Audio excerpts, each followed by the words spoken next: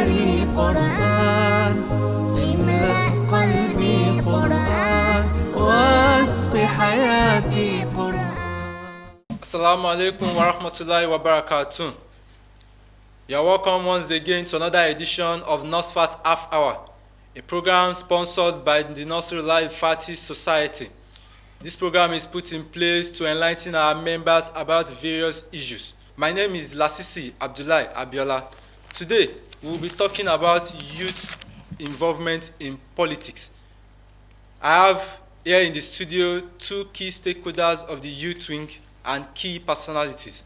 To my right, I have the Noib Hamil of NASFAT Youth Wing, in person of Brother Lamidi Said Ademola. He's also the personal assistant to a member representing Ila constituency at the Osun State Assembly. Assalamu alaikum wa rahmatullahi wa barakatuh. Wa alaikum salam wa rahmatullahi wa barakatuh. To my left, I have Brother Abdul Kudus Olaiwola, who is the head of Dawa of the Youth Wing. Assalamu alaikum wa rahmatullahi wa barakatuh. Wa alaikum assalam wa rahmatullahi wa barakatuh. Brother Abdul Kudus, what is the Islamic perspective of politics? A'udhu billahi minash shaitanir rajim. Bismillahir rahmanir rahim. The Islamic perspectives on the politics. As we know that politics, it means to appoint somebody to go and represent us, in which is Allah subhanahu wa ta'ala that firstly practicalized or demonstrated what is leadership on the earth. When he created Prophet Adam alayhi salatu wasalam, and he invited the angels that inni ja'ilu fil ardi khalifa, I want to create on the earth a representative, somebody that will go and represent me on the earth. So that means Allah himself delegates a representative, as we are delegating representative to any political position. So, and Islam itself, Islam contributed a lot into politics, and Islam demonstrated a lot about politics. According to the Holy Prophet Muhammad sallallahu alaihi wasallam, the Holy Prophet practicalized what it meant, what politics means. So when he entered Medina, he was the one that constituted committee to rule the Medina against Aus and Khasraj. While the Khulafa Rashidun, the successors of the Holy Prophet, like Sayyidina Umar alayhi salatu wasalam, when he was on the sick bed, he constituted six-man committee to nominate a representative of the Ummah after him. So that is politics. But what Allah subhanahu wa ta'ala said is that وَابْتَغِي فِيمَا أَتَاكَ اللَّهُ دَارَ الْآخِرَةِ وَلَا تَنْسَى نَصِيبَكَ مِنَ الدُّنْيا. Quran 28 verse 77. وَابْتَغِي فِيمَا أَتَاكَ اللَّهُ دَارَ الْآخِرَةِ. Seek from your Lord, what you will use to buy your Qiyamah. وَلَا تَنْسَى نَصِيبَكَ مِنَ الدُّنْيا. And then don't forget your portion on the head. Part of our portion is to involve in politics. Wahsin kama ahsanallahu ilayk. Allah concluded the verse that which position you find yourself, be it a president, a governor, wahsin kama ahsanallahu ilayk. See it as a blessing. Then utilize the position to do good to your fellow member and to your Lord. That's what Allah said. Then the leadership, Allah himself nominated Prophet Ibrahim alayhi salatu wasalam again after some testing. وَإِذِ ابْتَلَى إِبْرَاهِيمُ رَبُّهُ بِكَلْمَاتٍ. He tested Prophet Ibrahim. فَأَتَمَّهُنَّ. When he passed, قَالَ إِنِّي جَاعِلُكَ لِلنَّاسِ إِمَامًا. Allah said, I want you to be the leader of the whole universe. So that means involvement in politics is what Allah subhanahu wa ta'ala has impact in. In other words, Islam is not opposed to politics. Yes. The concept of politics is the totality of life. And the Deen Islam, the religion of Islam, it encompasses everything that happens in society. Now, if you are not saying politics and Islam, whatever that happens in the society is about politics.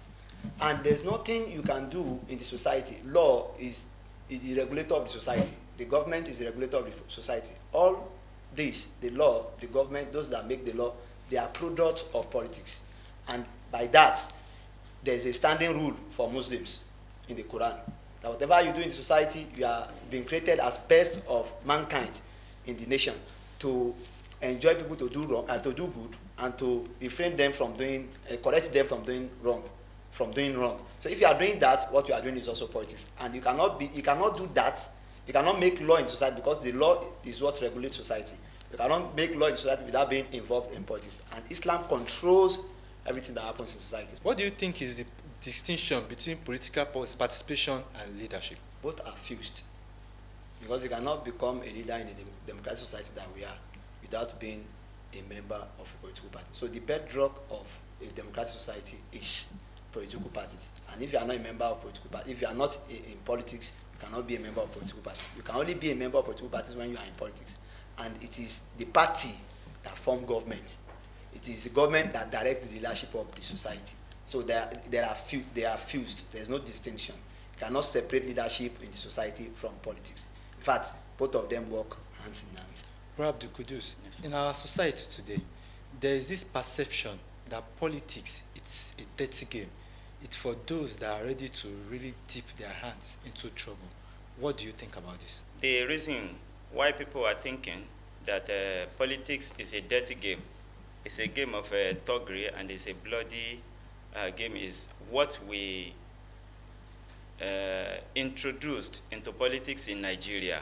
So in which, had it been we are following the rules which Allah has been given to us, I think there will not be any problem or trouble when we are having a political campaign or a nomination to a political post.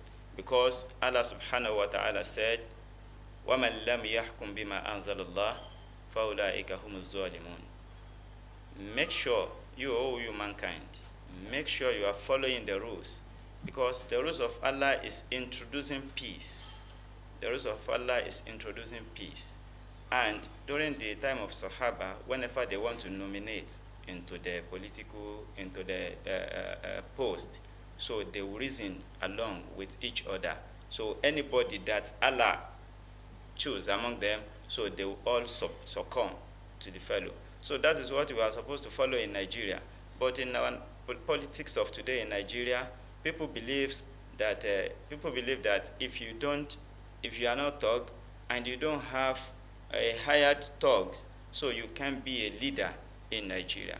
The only reason we have for that is we don't follow the rule of Allah subhanahu wa ta'ala that make sure you introduce peace to the global world.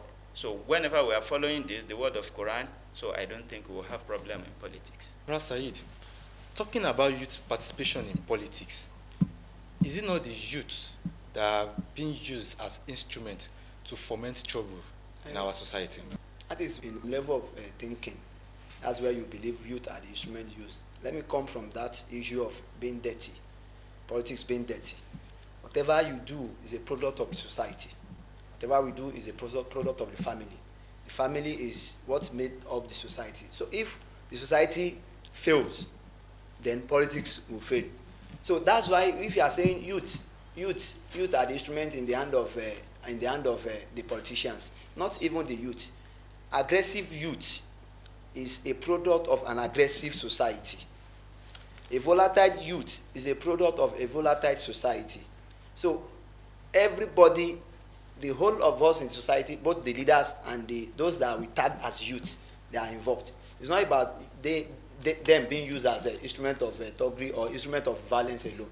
Those that originate the violence, they are in charge. They are in charge of governance. They are in charge of everything. And the youth have to survive. And that's why some of them, they find a means of surviving. Some of them will use thuggery to survive.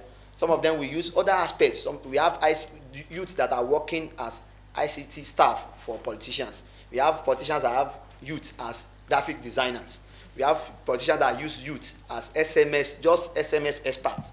We have politicians that use youth just for communication. When I have call, receive my call, because they know the kind of intellectual ability in the youth. So the youth are more than just an instrument of violence in society.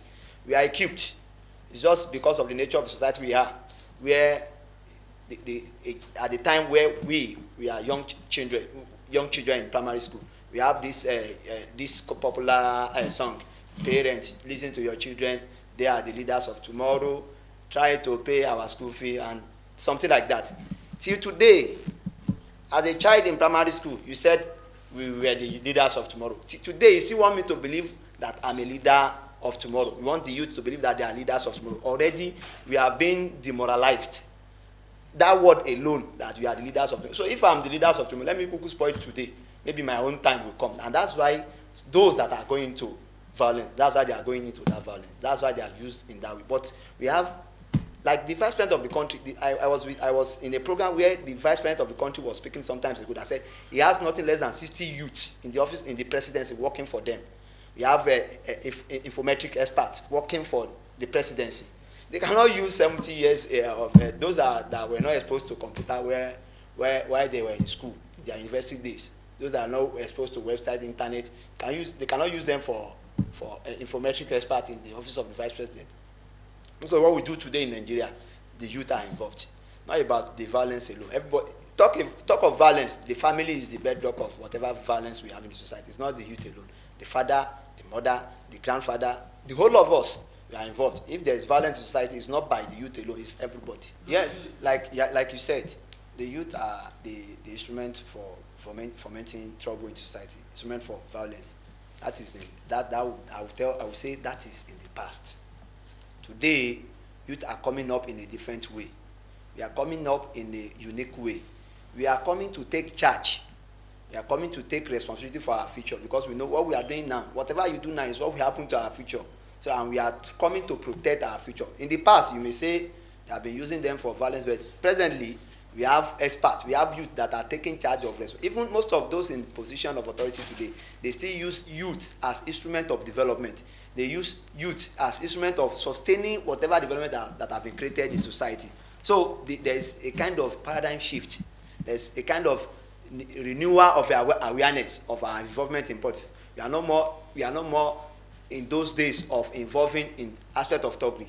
We are in intellectual involvement, because our society now is being driven through knowledge. So the youth are involved in knowledge seeking so that they can take charge. We are about taking charge from the. So we are no more instrument. It may be in the past. Thank you.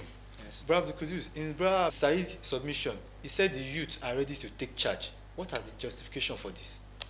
The justification for this is that our youths, especially in Nigeria of today, we are ready. We are ready to take charge. So that is why we are very, very serious in whatever we are doing. So we have, at the age of 30 years, that is being a PhD holder among the youths. So it shows that we are ready to take over. But the challenges we may be having in this in Nigeria is that lack of sincere leaders. So lack of sincere leaders, in the sense that the older ones, they are not ready to leave the seat. So to the extent that they've engineered the electoral commission body, that whenever the youths are agitating to be in the power, so hardly they attain the position. I have many examples on this.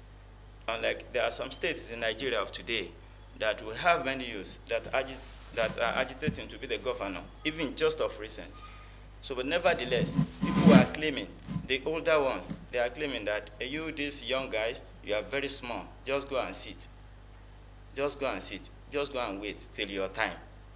So at the age of 35, just go and wait till your time. So that leadership, that bad leader is creating a great problem for the youths.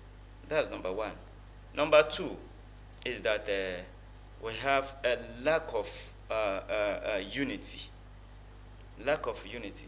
In the sense that globally now, the age of 30 years or 35 years are almost 70% globally.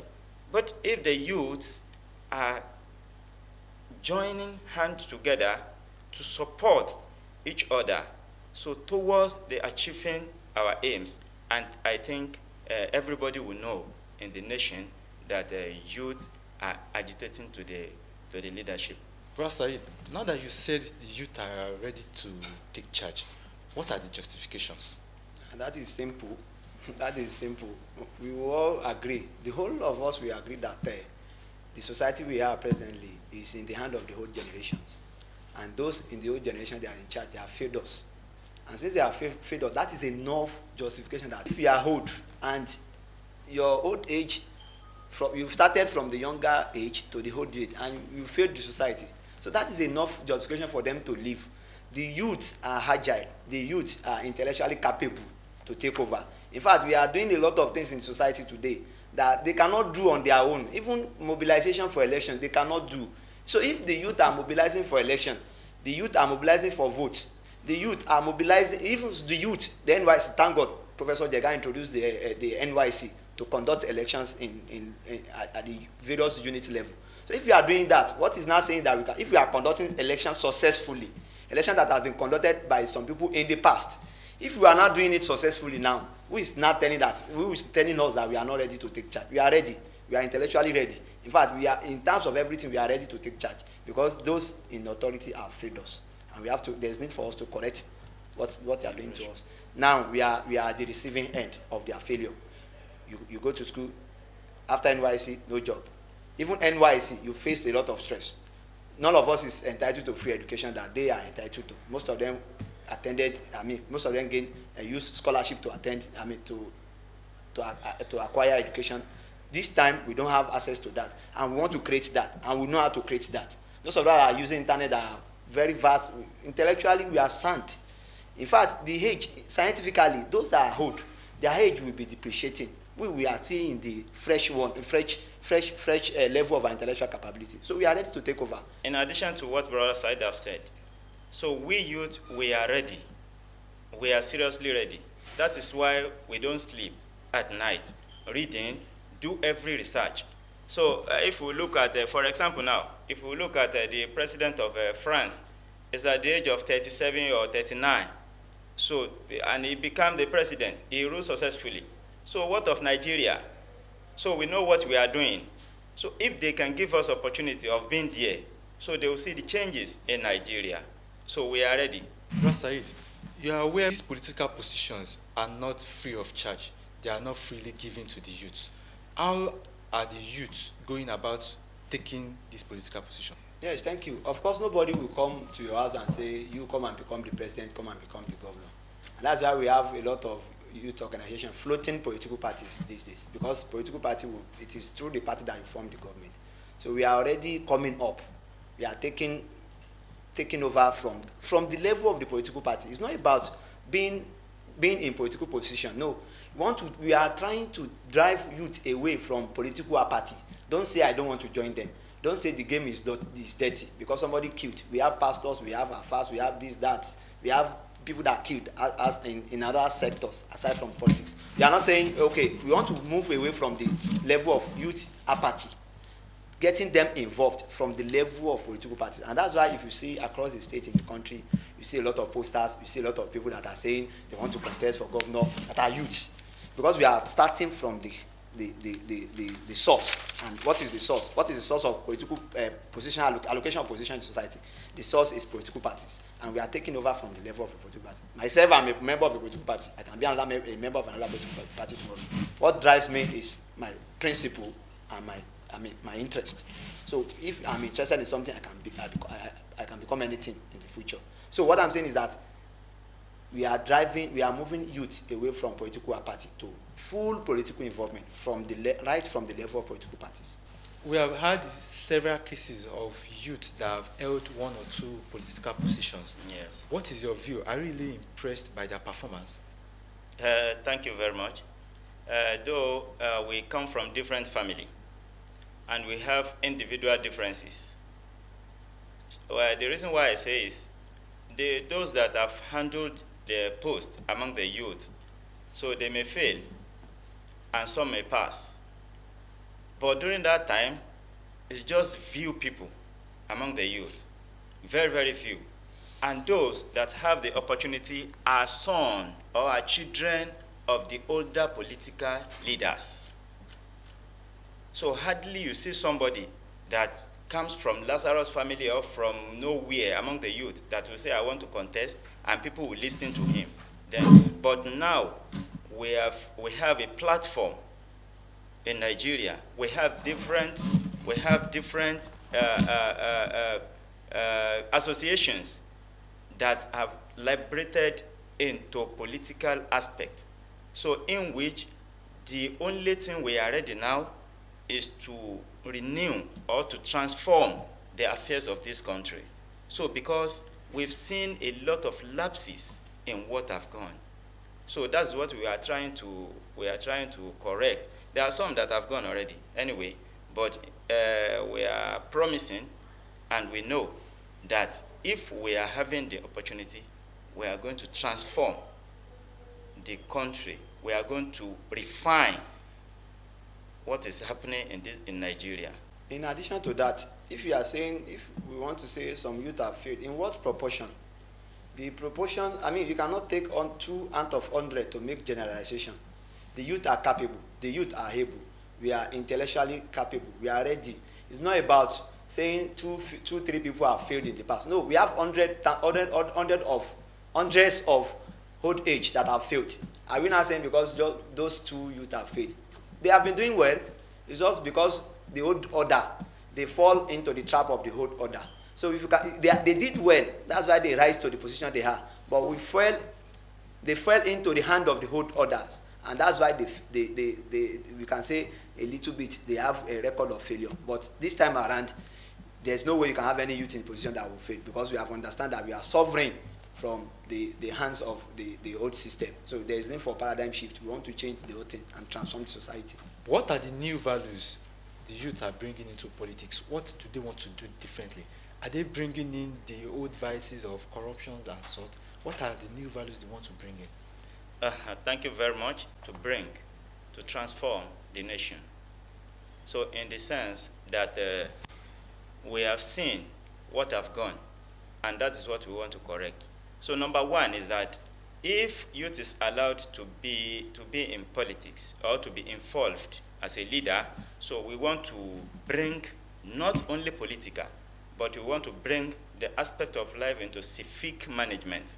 The civic management is that youth know what is happening in the grassroots, because we are dealing with the people. The older ones, they are just speaking up. They are sitting in the office speaking. They don't know what is happening to the immediate member of the masses. So, but youth, we are sitting together with them. We are moving together. So we know the problems every one of us has. We know the problems our society is experiencing. So by knowing these problems, whenever we are chanced to be in power, so that is the problem we are going to provide solution into. That is number 1. Number 2 is if we are allowed, so the value we want to bring is because the youths of today, and be it in any religion you find yourself, we are liberated into the word of Allah. So if you see youth of today, they know Bible very well. If you see youth of today, they know Quran very well. And we know that Quran has stated that وَمَنْ لَمْ يَحْكُمْ بِمَا أَنزَلَ اللَّهُ فَأُولَٰئِكَ هُمُ الظَّالِمُونَ. If you don't judge according to what Allah has commanded you to do, so that means you are an hypocrite. So, and whenever we are doing the manifesto, we promise many things, that we want to do this, we want to do that. So the fairness of Allah will be in our mind. So finding ourselves in NASFAT, propagating the affairs of Islam, we youth. So if it is formal, so we are not supposed to be here. But by finding ourselves committing, struggling, helter-skelter, moving assiduously and relentlessly towards the cause of Allah subhanahu wa ta'ala, that means if we find ourselves in a political aspect, so I think we are going to perform excellently, because we know what Allah wants. We know what Allah doesn't want. Yes, in addition to that, the youth want to give purpose-driven leadership. What we have in society is a lot of people that want to satisfy their interest. Somebody want to say, I want them to address me as honorable. That's why I want to become honorable. Somebody want to say, I want to add the title president to my name. That's why I want to become president. No, not that kind of leadership again. Purpose-driven leadership. Leadership that will be efficient, that will be effective, that will be responsive to the yearnings of the society. That's the plan of the youth. That's what we have as an agenda, our agenda. That's what we want to add that are new. People want to become president because they want to high title of president. I don't want to become president of Nigeria because I want to be called president. I want to become president of Nigeria. I want to become anything as a youth because I want to serve. I want to give purpose to leadership. I want to be efficient in leadership. I want to be responsive to the yearnings of society. Are you speaking for yourself or the Nigerian youth? I represent the whole youth. When I say anything, I'm talking on behalf of the youth. Globally. So the I is representing the whole of us as youth. What is your advice for the youth who want to go into politics? I have a lot of advice. Number one is that let us have weapon. The weapon is education. Number two is that we youth, let us open up. Because during the reign of Prophet Yusuf, alayhi salatu wassalam, so when everything has gone, he was jailed, and when they brought him out of the jail, so the king called him when they were struggling to get the position. So Prophet Yusuf announced openly, that is campaign. He said, "Ij'alni khaza'in al-ardi." Whenever we are having this position, I want to be the representative. I want to be the minister. I want to be in charge of the land. So that means he want to become a minister of land. So he want to become a minister of food. So that whoever want to see the president, they will firstly see him. Whoever want to do anything in the regime, they will firstly see him. So that means he made the announcement by himself. He practicalized, he demonstrated the act of campaign. So don't let us sit at home and think they will come and pick us. On a final note, what is your advice for the youth going into politics? My advice is that the youth should start adding value to themselves. Adding values, try to put extra effort, don't get tired. Said, I want to contest, they don't allow me, then I'm tired. No, don't get tired. You should put extra effort. We are all product of extra effort. So we should add value, we should put extra effort. Part of adding value is for us to learn more. Learn more, not just engaging in politics, be involved. Take charge of the activities of the political parties, because it is from the political parties that leadership will emerge. We've come to the end of the show for today. Let me thank my invited guest in the house, Brother Said, all the way from Oshun. You're welcome. Thank you. Jazakumullah khairan. Brother Abdul Kudus, all the way from Oyo. You're welcome, sir. Jazakumullah khairan. So till next time, when you'll be meeting us on another edition of this program, NASFAT Half Hour. Assalamu alaikum wa rahmatullahi wa barakatuh. Wa alaikum assalam wa rahmatullahi wa barakatuh.